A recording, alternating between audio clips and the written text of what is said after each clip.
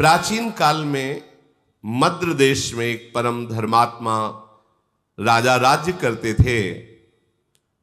वो ब्राह्मण भक्त थे, विशाल हृदय, सत्य बोलते थे और जितेंद्री थे। दान देने में तो बहुत सी उत्साहित रहते थे। उनका नाम अश्वपति था।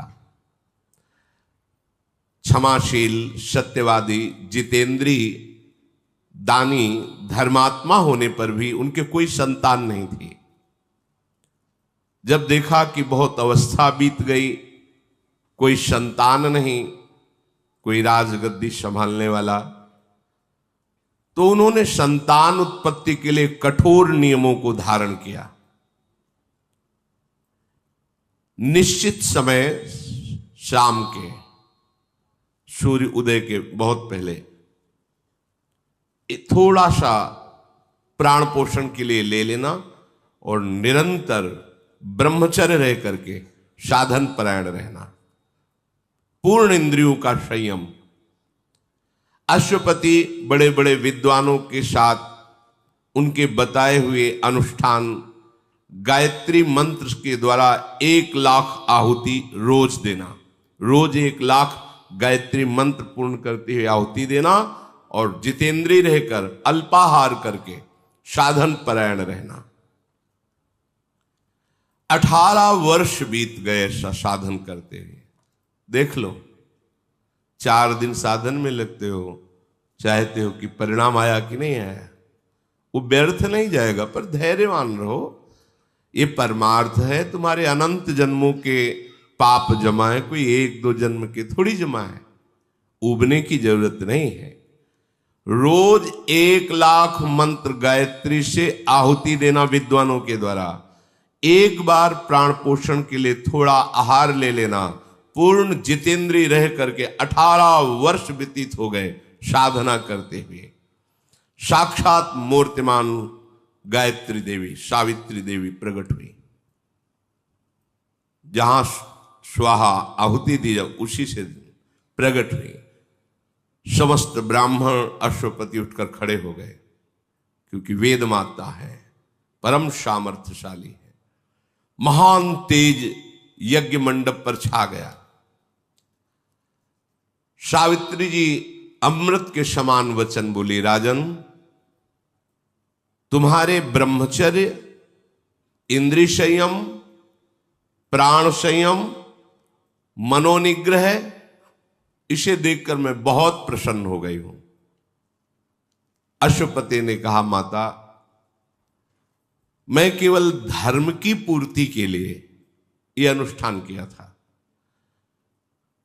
क्योंकि एक राजा होते हुए गृहस्थ हूं और मेरे संतान नहीं है, इसलिए मुझे वंश प्रवर्तक, राजगद्दी संभालने वाला पुत्र चाहिए।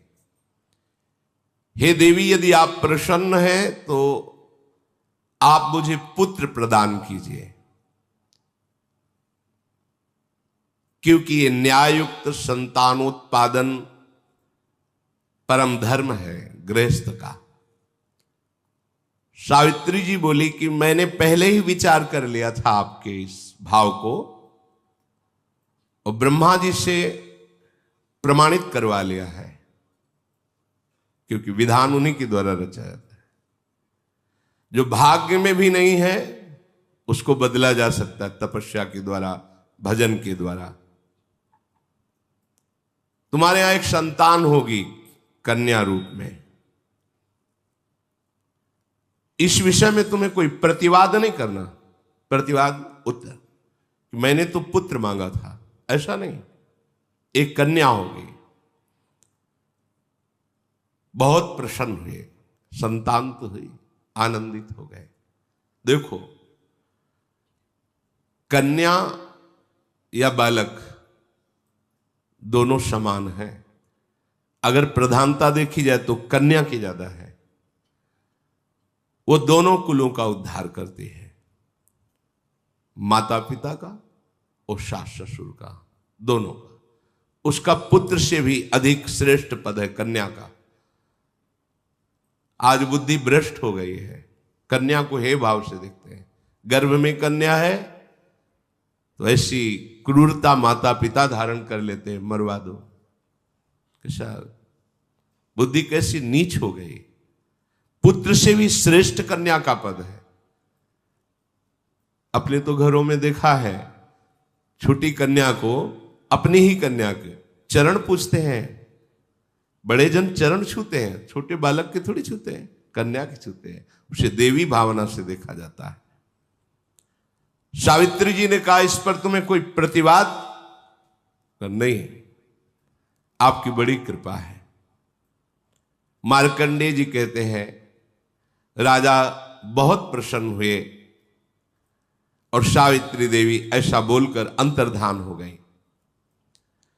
अश्वपति अपनी मनोकामना पूर्ण मान करके अपने नगर को आए, राज्य में रहने लगे। नियम पूर्वक उत्तम व्रत का पालन करने वाले राजा ने ब्राह्मणों से सहमति लेकर गर्भ स्थापित किया अपनी रानी के। ये बड़े भागवतिक विषय है। ब्याह हो जाना कोई व्यभिचार में प्रवृत्त हो जाना नहीं है। संयम पूर्वक भगवत आराधन करते हुए संतानोत्पत्ति रूपी क्रिया भगवान की पूजा होती है। दिशाओं को नमस्कार, भगवान को नमस्कार, देवताओं को नमस्कार करके ऐसे।